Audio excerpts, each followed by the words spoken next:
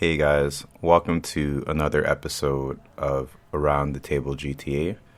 This episode is about losing yourself, or you could even say being lost. And what I mean by that is just kind of not knowing what you want and what to do, or you slowly becoming a different person. This topic kind of just came to mind with me just reviewing what I've been doing recently in life and having a big talk with my dad, a big heart to heart, which is not really normal in my family. Like, my parents don't know how to communicate at all, right? They have to be like backed into a corner. It's very weird. It's emotionally stunting, which is very strange because if you know me, I kind of share a lot and I'm opening to listening and everything, unlike my parents where they'll kind of avoid a situation or they'll think it's kind of meaningless. I don't know. I think it's more of the culture, not necessarily my parents. I still love them, of course, but certain things like that is very difficult, especially if you're going through a hard time and someone who you kind of have to depend on or you think that you could possibly depend on is kind of just like emotionally absent. There's a lot of stories where adventurers go on a quest to find themselves or discover something, and it's a kind of coming of age story where they go through this huge transformation and then they become a hero. People can be lost at any age and people could lose themselves at any age. If you talk about the most common is like people when they are in their teens and maybe they start using illicit drugs or drinking, or even people trying to join a social circle and they start bullying other people, or someone starts hitting puberty faster than others and that makes them more popular. There's so many different aspects of losing yourself, and the crazy thing about losing yourself is that you never know when it could happen. It could happen when you're really young. It could happen tomorrow. It's just a bunch of events that kind of lead you up to losing yourself, and everyone kind of deals with it differently. Some people completely turn into a different person. Some people become a better person for a bit and then they go back to their normal self. I think one of the greatest quotes about losing yourself was, if you follow anything that's comic book related, the Joker says like you're just one bad day away, right? I don't remember which movie that's from. It's an animated movie, but it's a really strange concept for some people. But if you think about it very hard, where it's just like, yeah, most people, I would say that most people are good, and it's just events that kind of wear a person down that causes them to change. Like someone who's lovesick romantic can become just very cold, or someone who's a loser could become a player because they just don't care anymore because of how much times they've been rejected, and they kind of use that as a shield to kind of save themselves from that hurt. Losing yourself is a part of life, and getting comfortable with yourself is something that helps you maintain who you are and what you are to the core. And for a lot of people, that's a hard question to even think, right? Like, what am I? Who am I? Like, what's my purpose? That's something where, you could go in a downward spiral if you're not in a good mental state to have those deep type of questions, right? Sometimes I think about like, what am I outside of work? What am I outside of like my social circle, right? What would happen if everybody that I knew disappeared or something crazy happened to me, like, and I had to change my identity and go to another place in the world? How would I restart? Would I be the same person? Would I come off as the same person? And even like your reflection of yourself is completely different, because some people might see you some way and some people might see you another way. And that's something that we can't really control, how people view us. And we could try to do different things to kind of change that. But ultimately, sometimes when you talk with someone, it's grounded in them, right? And they will not see a different side of you or see you in another way until something significant happens, right?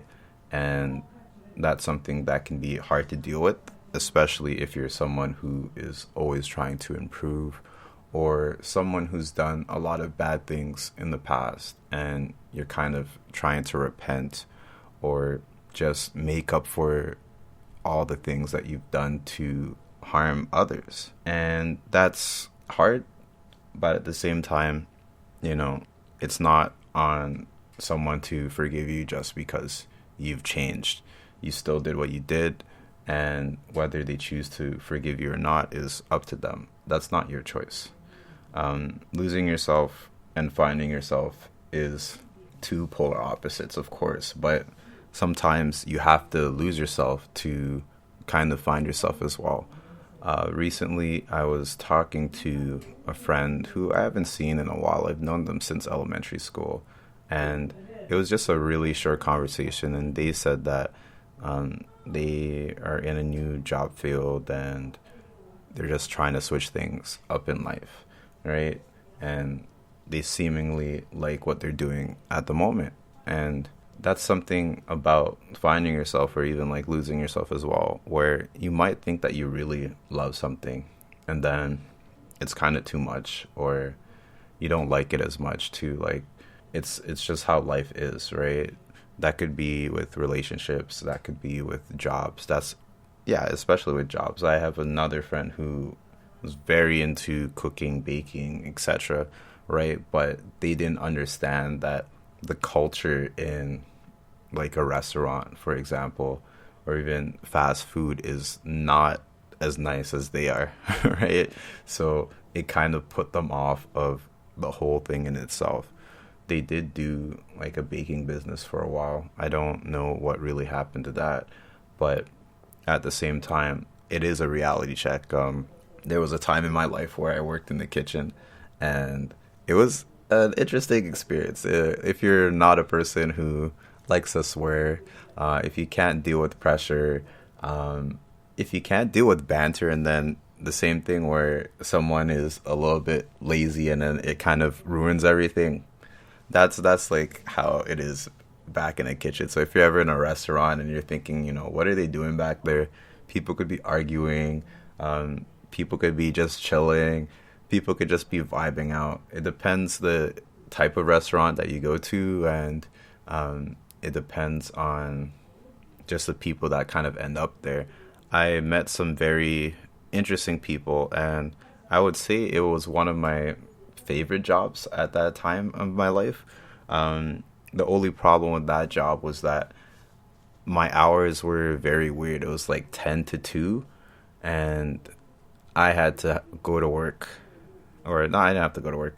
I had work, and then after I'd go there 10 to 2, and then I had school as well, right? So it's just like, how much am I getting paid at this job? And if I'm staying at this job versus my other job, how much will this job affect me with school compared to my other job? And at that time, my main job I was having problems there, but at the same time, I thought it would be a better idea, because if I'm only getting shifts at night at this one place, right, and it's winter and I'm not driving, and then I have class 6 a.m., 8 a.m., 7 a.m., I'm not going to get enough sleep. I'm going to fail my classes, and then I'm going to lose my job, or I'm not going to lose my job, and I'm going to be in the kitchen for the rest of my life. At least that's what I was thinking, right? So I'm like, I'm not going to lose myself in the kitchen, and I'm going to quit.